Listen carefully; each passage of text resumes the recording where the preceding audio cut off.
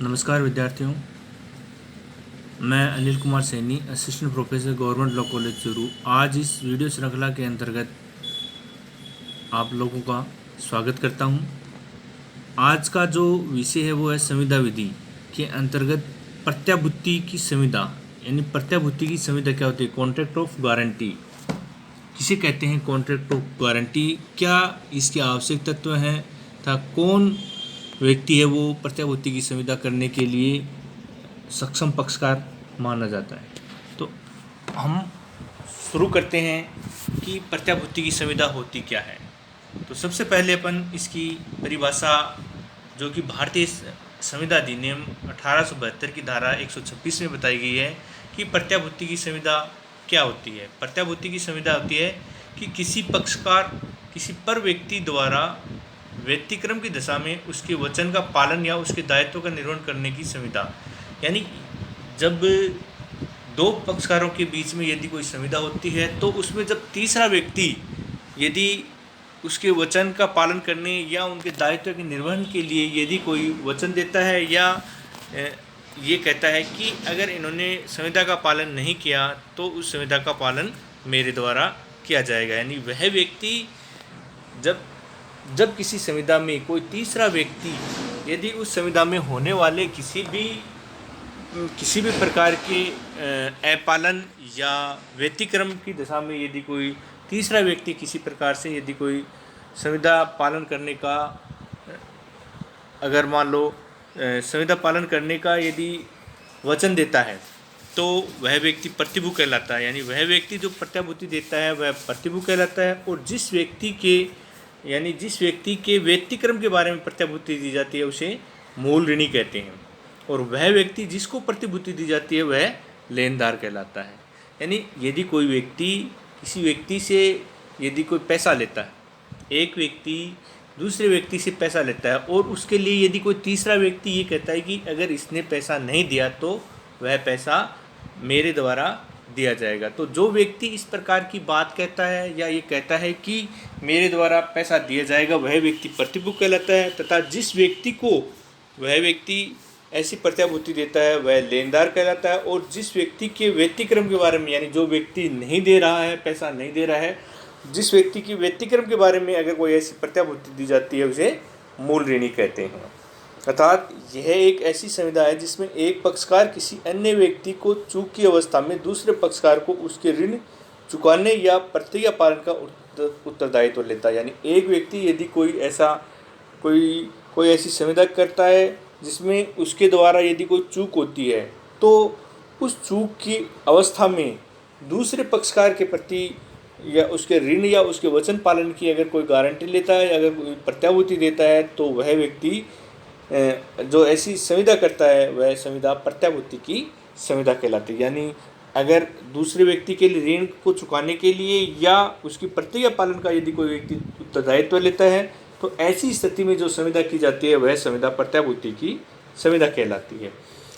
अब आती है बात कि प्रत्याभूति की संविदा में आवश्यक तत्व कौन कौन से हैं। सबसे पहले जो इसेंशियल इंग्रेडिएंट्स जो हैं उसके वो हैं, पहला है इसमें पक्षकार। यानी पक्षकारों की संख्या कितनी होनी चाहिए? पक्षकारों की संख्या इसमें 3 होती है। सामान्यतः जो संविदा होती है उन संविदाओं में पक्षकारों की संख्या 2 होती है, चाहे वो क्षतिपूर्ति की संविदा हो या कोई अन्य जो भी सामान्य जो संविदा होगी उसमें पक्षकारों की संख्या 2 होगी। उसमें एक वचनदाता होता है और एक वचन ग्रहीता हो। लेकिन ये जो संविदा है, जो प्रत्याभूति की संविदा है, उसमें पक्षकारों की संख्या 3 होगी।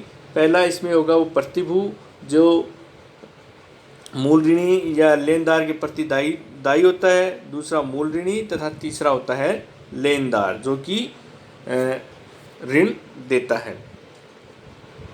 दूसरा इसका आवश्यक तत्व है कि यदि प्रत्याभूति की संविदा तभी मानी जाएगी जब उसमें कोई मूल ऋण दिया हो। यानी मूल ऋण ही वैध उद्देश्य है। यानी जो भी संविदा प्रत्याभूति की जाती है उसमें मूल ऋण का होना आवश्यक है। यानी एक व्यक्ति द्वारा दूसरे व्यक्ति को ऋण दिया गया हो। तीसरा है इसका जो आवश्यक तत्व वो है दायित्व। दायित्व ऐसा होना चाहिए जो कि विधि द्वारा परिवर्तनीय हो। यानी जो भी दायित्व होगा वो वैध होना चाहिए, यानी अवैध या विधि विरुद्ध कोई भी दायित्व है वो संविदा का निर्माण नहीं कर सकता है।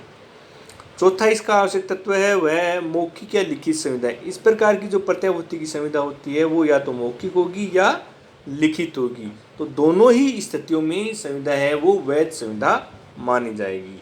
नेक्स्ट इसका जो आवश्यक तत्व है वो है प्रत्याभूति मिथ्या व्यपदेशन द्वारा प्राप्त नहीं की गई हो, यानी एक पक्षकार द्वारा कोई ऐसा व्यपदेशन किया गया हो जिसमें दूसरे पक्षकार ने किसी मिथ्या का या किसी कपट का या कोई ऐसी बात का वर्णन किया गया हो जिसके बारे में वह नहीं जानता हो कि यह बात सत्य है। तो ऐसा अगर कोई वर्णन किया जाता है तो वहाँ पर मिथ्या व्यपदेशन द्वारा की गई वह संविदा मानी जाती है, और यहाँ पर जो प्रत्याभूति है वो भी मिथ्या व्यपदेशन के आधार पर प्राप्त नहीं की होनी चाहिए।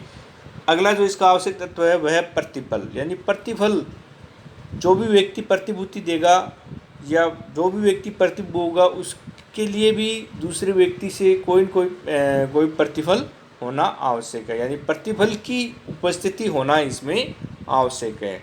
यानी प्रत्याभूति के लिए जो प्रतिफल है उसके बारे में धारा 127 में भारतीय संविदा अधिनियम 1872 की धारा 127 में बताई गई है, और उसमें यह बताया गया है कि ऐसी स्थिति में प्रत्याभूति की संविदा की स्थिति में भूतकालीन प्रतिफल भी हो सकता है। यानी पूर्व में यदि कोई कार्य किया जाता है या कोई ऋण है वो मूल ऋणी द्वारा लिया जाता है लेनदार से, तो ऐसी स्थिति में यदि कोई प्रतिभू यदि कोई संविदा करता है तो ऐसी संविदा भी वैध संविदा मानी जाएगी। इसमें एक वाद है गुलाम मुस्तफ़ा हुसैन बनाम फयाज अली खान AIR 1940 अवध 346 का, जिसमें ये बताया गया है कि जब प्रत्याभूति की संविदा की जाती है उसमें प्रतिफल का होना आवश्यक है, और ऐसा जो प्रतिफल है वो भूतकालीन प्रतिफल भी हो सकता है।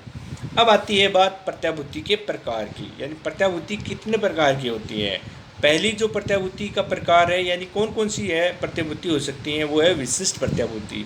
विशिष्ट प्रत्याभूति का मतलब है कि स्पेसिफिक जो श्योरिटी है या स्पेसिफिक जो गारंटी है वो होती है किसी एक ऋण या ऋण के निश्चित राशि तक, अर्थात एक से व्यवहार के लिए होने वाली प्रत्याभूति विशिष्ट प्रत्याभूति कहलाती है।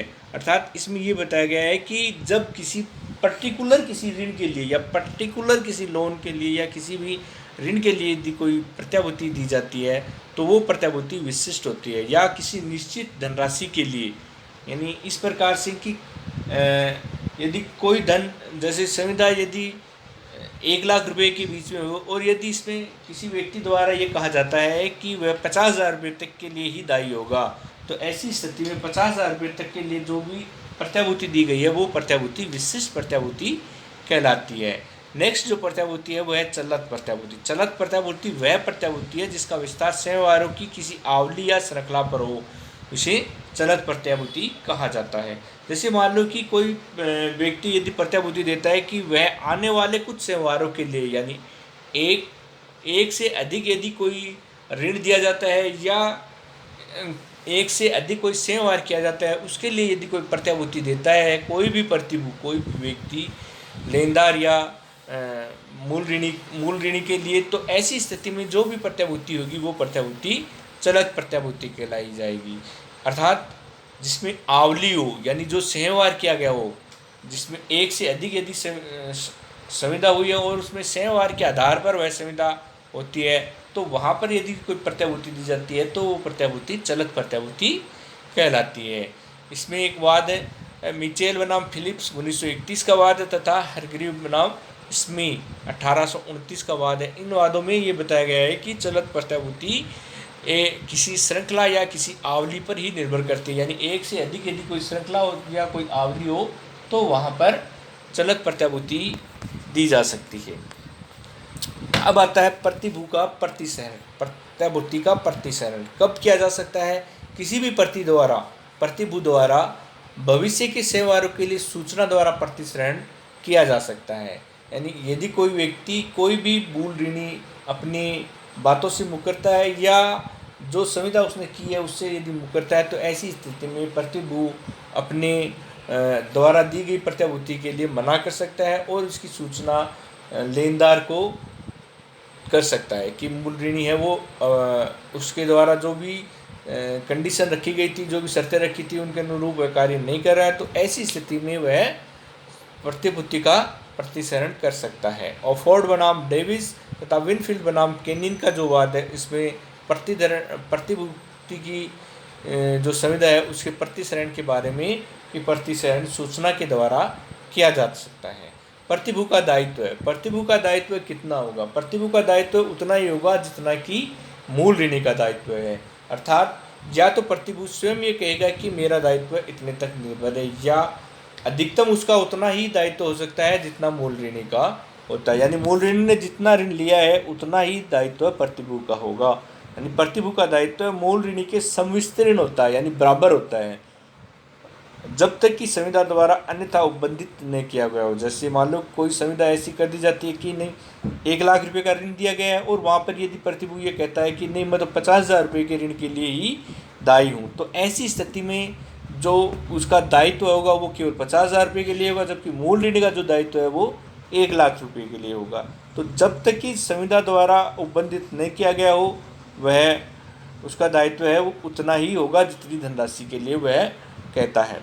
अर्थात प्रतिभू से उतना धन वसूला जा सकता है जितना कि मूल ऋणी इससे अधिक नहीं। जितना मूल ऋणी का दायित्व होगा उतना ही ऋण प्रतिभू द्वारा दिया जा सकता है। माधव सिंह बनाम सीताराम शाह का जो वाद था उसमें प्रतिभू के दायित्व के बारे में बताया गया था। इस प्रकार जो आज का जो अपना जो टॉपिक था प्रत्याभूति की संविदा, उसके बारे में आज हमने चर्चा की कि किस प्रकार से प्रत्याभूति की संविदा क्या होती है, क्या उसकी परिभाषा है, कौन से उसके प्रकार हैं, और कब प्रत्याभूति की संविदा का प्रतिसरण किया जा सकता है, और प्रतिभू का दायित्व कितना होता है। धन्यवाद।